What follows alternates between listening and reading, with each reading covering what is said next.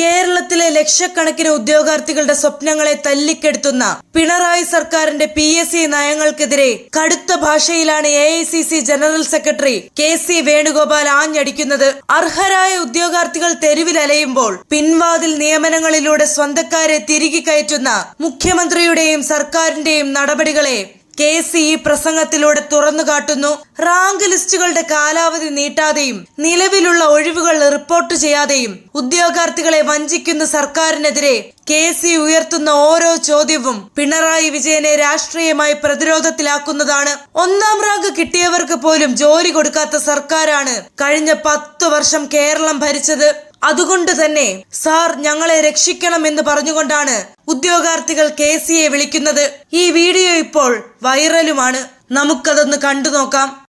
സത്യത്തില് ഒരു പെയിൻഫുൾ വാർത്തയായിരുന്നു അത്. ഫസ്റ്റ് റാങ്ക് കിട്ടുന്നവർക്കും ഇവിടെ PSC അപ്പോയിന്റ്മെന്റ് കിട്ടുന്നില്ല എന്ന് പറഞ്ഞാൽ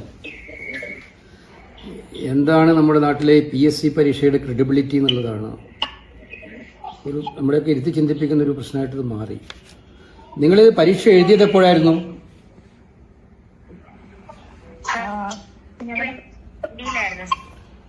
2019 2020 റാങ്ക് ലിസ്റ്റ് വന്നതോ 2023. ഇപ്പൊ കാലാവധി തീരാൻ ഇനി 2 മാസമാണോ ഉള്ളത്? ഞങ്ങൾ ഫിലോസഫിയുടെ 4 മാസമാണ് ഉള്ളത്. ഫെബ്രുവരി 7 കഴിഞ്ഞു സർ. 3 വർഷമായി. അപ്പൊ അവര് നമ്മുടെ ലിസ്റ്റ് 0 അപ്പോയിന്റ്മെന്റ് ആണ് നടന്നിട്ടുള്ളത്. അപ്പൊ 0 അപ്പോയിന്റ്മെന്റ് ആയതുകൊണ്ട് തന്നെ PSC പറഞ്ഞിട്ടുള്ളത് ഒരാളെ നിയമിക്കുവോളം ലിസ്റ്റ് ഉണ്ടാവും എന്നുള്ളതാണ്. പക്ഷെ സർ നമ്മുടെ സർവീസ്, നമ്മുടെ സമയം ഇതൊക്കെ കടന്നു പോവല്ലേ. ഈ ഒരു 3 വർഷത്തിന് വേക്കൻസി പൊസിഷൻ നിങ്ങൾ നോക്കിയിരുന്നോ? വേക്കൻസി ഉള്ളത് ഞാൻ പറഞ്ഞല്ലോ, ഉറുദുവിന്റെ എന്ന് പറയുമ്പോ 2 വേക്കൻസി ഉള്ളത് 2ഉം NCAക്ക് വേണ്ടി മാറ്റി വെച്ചതാണ്. വരാനില്ലാത്ത ഒരു NCAക്ക് വേണ്ടി 20 വർഷത്തോളം പിന്നെ ഈ ഒരു വേക്കൻസി ഇങ്ങനെ പോസ്റ്റ്പോൺ ചെയ്ത് കൊണ്ടുപോകുമ്പോ 1ാം റാങ്ക് കിട്ടിയ നമ്മൾ ഇവിടെ ഇങ്ങനെ പുറത്ത് നിൽക്കുന്ന അവസ്ഥയാണ്. ശരിക്കും സർക്കാരിന് അത് തരാലോ. ഈ 4 ഇയർ ഡിഗ്രിയുടെ വർക്കിലോട് പരിഗണിക്കപ്പെടാതെ ഈ ലിസ്റ്റിന് ഇങ്ങനെ അവഗണിക്കപ്പെടുമ്പോ ഒരുപാട് പ്രയാസമുണ്ട് സർ.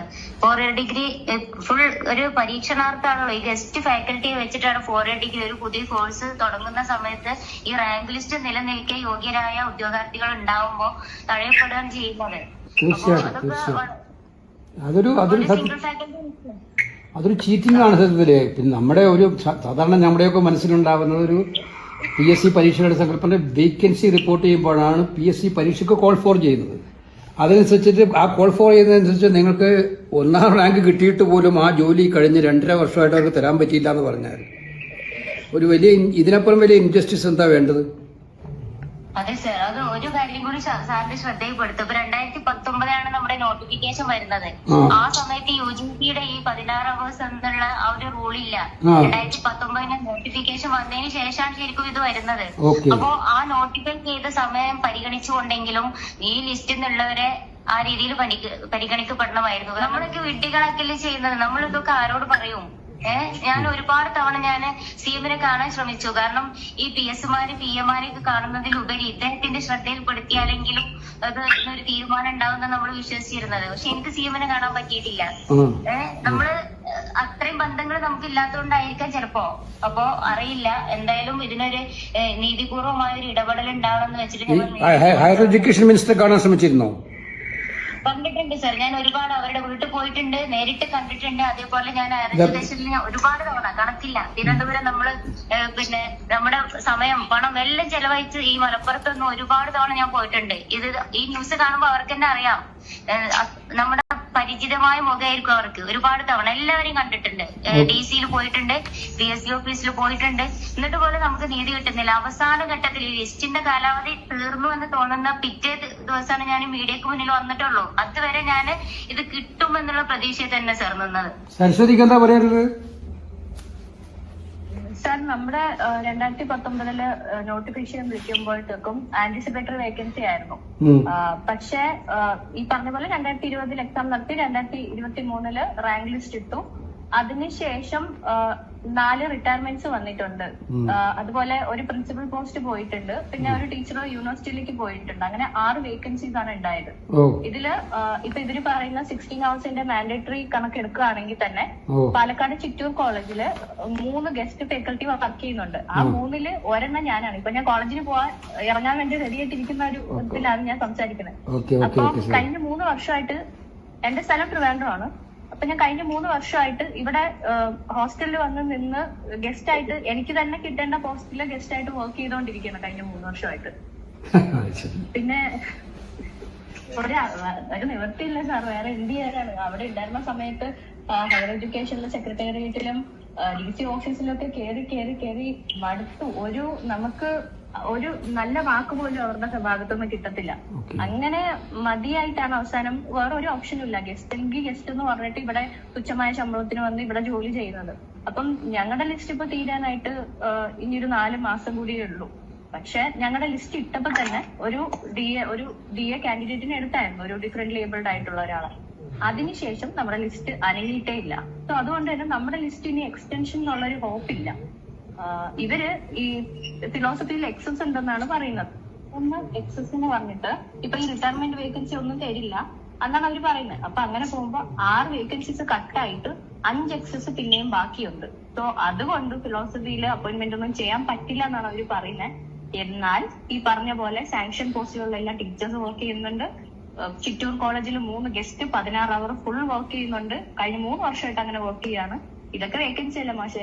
ഇപ്പൊ ഈ ഗസ്റ്റ് ഈ പറഞ്ഞ പോലെ ഇത്രയും എക്സസ് ഉണ്ടെങ്കിൽ എങ്ങനെയാണ് ഗസ്റ്റുകൾക്ക് വർക്ക് ചെയ്യാൻ പറ്റുക? തീർച്ചയായിട്ടും ഇതും ഒരു ചെലവ് തന്നെയാണല്ലോ, ഇവർക്ക് സാലറി കൊടുക്കുന്ന പൈസ തന്നെയാണല്ലോ. തീർച്ചയായിട്ടും അപ്പൊ ഗവൺമെന്റിന്റെ ഈ സാമ്പത്തിക ബാധ്യത എന്ന് പറയുന്നത് ഈ പഠിച്ച് കഷ്ടപ്പെട്ട് റാങ്ക് ലിസ്റ്റിൽ വന്ന് ഒന്നാറങ്ങി നിൽക്കുന്ന ആൾക്കാർക്ക് ജോലി തരാതിരിക്കാൻ മാത്രമേ ഉള്ളൂ ഈ ബാധ്യതയെല്ലാം. ബാക്കി ഒരു കാര്യത്തിൽ ഈ ബാധ്യതകൾ നമ്മൾ കാണുന്നില്ല. നവകേരള യാത്രയും അങ്ങനെ പലതും നമ്മൾ പല കോപ്രായങ്ങളും കണ്ടാണല്ലോ. ഇവിടെ ഒന്നും ഈ ബാധ്യതകളൊന്നും ഇല്ല. നമ്മൾ ന്യായമായിട്ട് ആവശ്യപ്പെടുന്നതാണ്. കാരണം ഒരു നോട്ടിഫിക്കേഷൻ വന്നു കഴിഞ്ഞാൽ റാങ്ക് ലിസ്റ്റ് വരുന്നതിന് ഇടയിലുള്ള സമയം എന്ന് പറയുന്നത് 4-5 വർഷമാണ്. ഒരു എക്സാം നടത്താൻ നമുക്കാണെങ്കിൽ അതുവരെ OMR എക്സാം ആയിട്ടുള്ളതിന് ഞങ്ങളുടെ സമയമായപ്പോ ഡിസ്ക്രിപ്റ്റീവ് എക്സാം ആണ്. ഡിസ്ക്രിപ്റ്റീവ് എക്സാമും എഴുതി ഇന്റർവ്യൂ അറ്റൻഡ് ചെയ്ത് ഇത്രയും കഷ്ടപ്പെട്ട് ഒരു ദിവസത്തെ ഒരു കഷ്ടപ്പാടല്ല അത്, എത്രയോ വർഷങ്ങളുടെ കഷ്ടപ്പാടാണ്. ഇപ്പൊ റാഷിദ പഠിച്ച എല്ലാ ക്ലാസ്സിലും ഫസ്റ്റ് റാങ്ക് ആയിരുന്നു എന്ന് പറഞ്ഞു. ഞാനും ഫിലോസഫിയിൽ ഡിഗ്രി PG MPhil എല്ലാത്തിലും ഫസ്റ്റ് റാങ്ക് ആണ്. നെറ്റ് JRF ആണ്. എന്നിട്ടാണ് ഇതിലും ഞാൻ ഫസ്റ്റ് റാങ്ക് വന്നത്. അപ്പൊ ഇവര് കൺസിസ്റ്റന്റ് ആയിട്ടുള്ള ഒരു പഠനമാണ്, അല്ലാതെ ഒരു ദിവസം ഒരു സാധനത്തിന് വേണ്ടി ചെയ്യുന്നതല്ല. കൺസിസ്റ്റൻസി നമ്മുടെ ഹാർഡ് വർക്കൊക്കെ വെറുതെ പോയി. ഏത് ഡിപ്പാർട്ട്മെന്റ് ആയിരുന്നു? ഞാൻ സോഷ്യോളജി ആണ്. ഞങ്ങളുടെ ലിസ്റ്റിലാണെങ്കിൽ ഇതുവരെ ഒരു നിയമനങ്ങളും നടന്നിട്ടില്ല. 22 പേരുടെ മെയിൻ ലിസ്റ്റ് ആണ്. ഞങ്ങളുടെ പ്രശ്നം എന്ന് പറഞ്ഞാൽ ഞങ്ങളുടെ ഈ ഒരു കാലാവധിയിൽ ഒരു പ്രൊമോഷൻ വരാൻ സാധ്യതയില്ല, ഒരു റിട്ടയർമെന്റ് വരാൻ സാധ്യതയില്ല. അപ്പൊ നമുക്ക് പിന്നീട് ഞങ്ങൾ വർക്ക് ചെയ്യുന്നുണ്ട് സർ. അത് ചെയ്തിട്ടില്ല. സാധ്യത ഞങ്ങൾ കാണുന്നുണ്ട്. കാരണം ആരെയും വിളിച്ചില്ല. പക്ഷെ എങ്കിൽ പോലും ഒരു വേക്കൻസി എക്സ്റ്റൻഷൻ പീരീഡിലും വരാനായിട്ട് യാതൊന്നുമില്ല. പ്രത്യേകിച്ച് സോഷ്യോളജി വിഷയം ഡിപ്പാർട്ട്മെന്റ്സും വളരെ കുറവാണ് സർ. അപ്പൊ അതേസമയം ഞാൻ എയ്ഡഡ് കോളേജുകളിൽ പഠിപ്പിച്ചിട്ടുണ്ട് 4 വർഷത്തോളം സോഷ്യോളജി. അപ്പൊ ഞങ്ങൾക്ക് ഒരിക്കലും അവിടെ അഡ്മിഷൻ ഒന്നും ഒരു കുറവ് വന്നിട്ടില്ല. 3000-ഓളം ആപ്ലിക്കൻസ് ആണ് ഞങ്ങൾക്ക് വർഷപ്രതി വരുന്നത്. അപ്പൊ അത്ര ഡിമാൻഡ് കോഴ്സായിട്ട് പോലും ഇത്ര കുറവ് ഡിപ്പാർട്ട്മെന്റ്സ് ഉണ്ടാവുക, എക്സാം ക്ലിയർ ചെയ്തവർക്ക് ഒരു ജോലി പ്രോസ്പെക്ട് ഇല്ലാതാവുക വളരെ മോശമാണ് സർ. പിന്നെ നമ്മുടെ പറഞ്ഞ പോലെ 4 വർഷം അപ്പൊ പ്രൈവറ്റ് സമയമാണ് നമ്മള്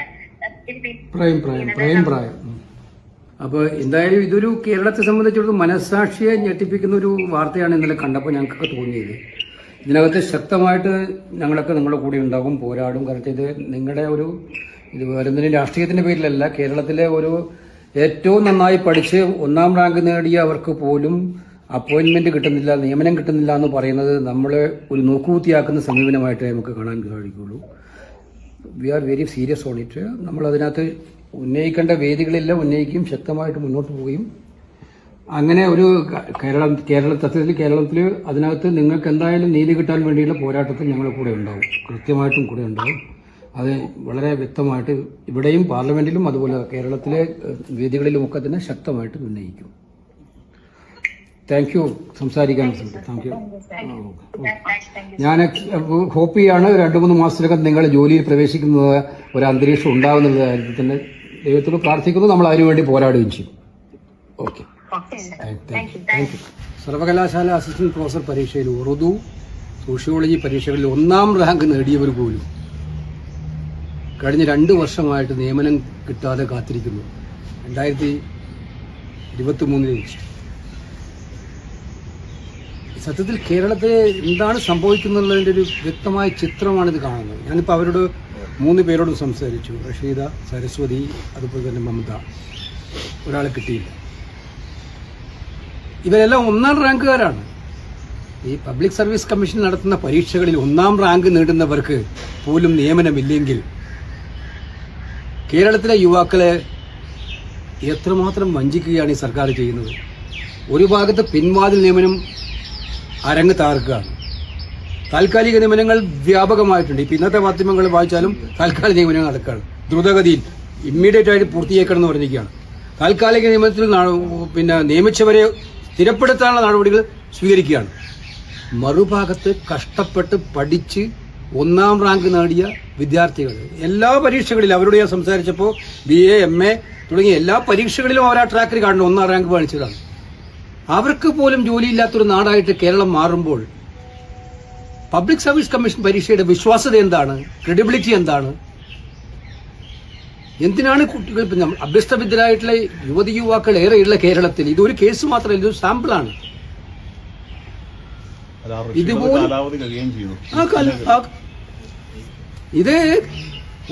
നമുക്ക് മനസ്സിലാക്കാം. റാങ്ക് ലിസ്റ്റിൽ പിന്നിൽ നിൽക്കുന്നവരാണ്. 1ാം റാങ്ക് നേടുന്നവർക്ക് പോലും കൊടുക്കാൻ പറ്റാത്ത അന്തരീക്ഷം ഉണ്ടാകുന്നു.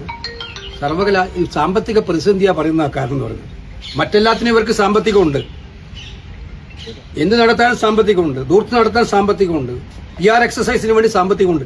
ഇപ്പൊ ഞാൻ ഏറ്റവും ഒടുവിൽ അറിഞ്ഞത് നിങ്ങളുടെ ചാനലുകൾക്കെല്ലാം കിഫ്ബി വഴി പൈസ കിട്ടിക്കൊണ്ടിരിക്കുകയാണ് ഞാൻ കേട്ടത്. കിഫ്ബി വഴി പ്രചരണത്തിന്. ആയിക്കോട്ടെ, പരസ്യം അതിന് പൈസ ഉണ്ടല്ലോ, പരസ്യത്തിന് പൈസ ഉണ്ടല്ലോ, സർക്കാരിന്. പാവപ്പെട്ട കുട്ടികൾക്ക് കൊടുക്കാൻ